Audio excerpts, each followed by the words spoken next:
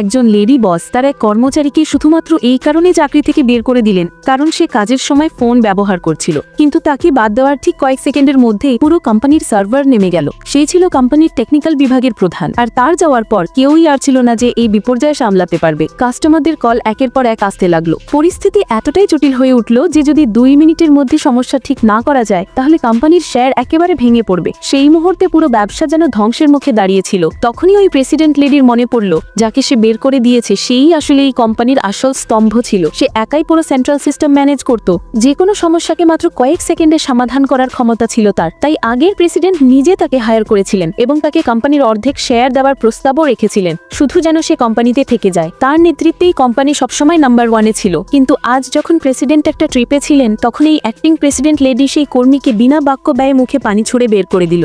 সে বারবার বলছিল, আমি শুধু কয়েক মিনিট বিশ্রাম নিচ্ছিলাম কারণ আমি সারা রাত জেগে কাজ করেছি। তবুও সেই লেডি তাকে অলস বলে তৎক্ষণাৎ বেরিয়ে যেতে বলল। সে তখন জানালো তাকে বরখাস্ত করতে হলে প্রেসিডেন্টের অনুমতি দরকার, কিন্তু লেডি হেসে বলল, আমার কোনো অনুমতি প্রয়োজন নেই, সিদ্ধান্ত এখন আমার হাতে। অ্যাসিস্ট্যান্টও জানিয়ে দিল এখন সম্পূর্ণ নিয়ন্ত্রণ বস লেডির হাতে। তাকে মাত্র 2 মিনিট সময় দেওয়া হয় ব্যাগ গুছিয়ে নেওয়ার জন্য, নইলে সিকিউরিটি এসে তাকে বের করে দেবে। লেডির আচরণ দেখে সে চুপচাপ ব্যাগ গোছাতে শুরু করে। একজন জুনিয়র সহকর্মী তার সঙ্গে যেতে চায়, কিন্তু সেই লোকটা তাকে বুঝিয়ে বলল, তোমার 80 বছর বয়সী মা আর তোমার সন্তানদের কথা ভাবো। সেই জুনিয়র থেমে যায়, কিন্তু চোখে জল নিয়ে তাকে অনুরোধ করে, দয়া করে আপনি ছাড়া কেউ এই সিস্টেম ঠিক করতে পারবে না। তবুও প্রেসিডেন্ট লেডি তার নিজের জায়গায় অটল থাকে। তার ভাষায় সে একজন অলস বস যার কোনো স্কিল নেই। আর শেষ পর্যন্ত যেই মুহূর্তে সেই মানুষটা অফিস থেকে বেরিয়ে যায় পুরো কোম্পানির সিস্টেম এক নিমিষে ক্র্যাশ করে যায়। কিছু টেকনিশিয়ান দৌড়ে এসে রিপোর্ট করতে লাগলো, আর প্রেসিডেন্ট লেডি শুধু বলল, তাড়াতাড়ি ঠিক করো। তখনই এক টেকনিশিয়ান বলল, এই পুরো সিস্টেমটা তো ওই মানুষটাই তৈরি করেছিল, আর শুধু ওই জানে এটা কিভাবে চলে। এই কথা শুনে লেডির রাগ আরো বেড়ে গেল।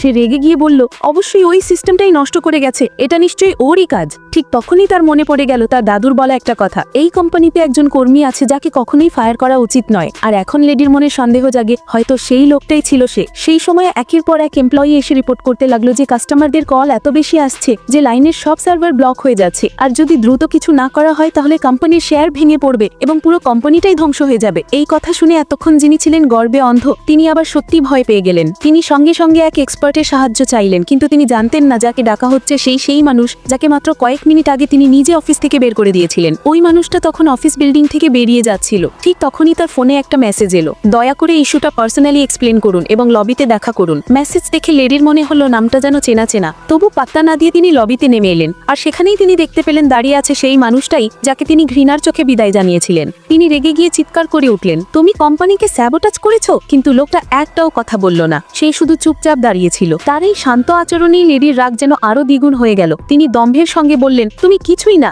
একদমই সামান্য। এরপর লেডি বস গার্ড ডেকে তাকে কোম্পানি থেকে বের করে দেওয়ার আদেশ দিলেন। লোকটা বেরিয়ে যাওয়ার সময় শুধু বলল, একদিন এই ঘটনার জন্য আপনার আফসোস হবে। আর লেডিও তখনও দম্ভ ভরে বলল, আমি কখনো কোনো কিছুর আফসোস করি না। ঠিক সেই মুহূর্তে পুরো কোম্পানিতে হঠাৎই এমার্জেন্সি অ্যালার্ম বাজতে শুরু করে দিল। লেডির মুখ মুহূর্তেই ভয়ে সাদা হয়ে গেল। আর তখনই প্রেসিডেন্টের আরেকটি কল এলো। কল রিসিভ করার পর লেডির চোখের সামনে যেন সমস্ত অহংকার মুহূর্তেই ভেঙে চুরমার হয়ে গেল।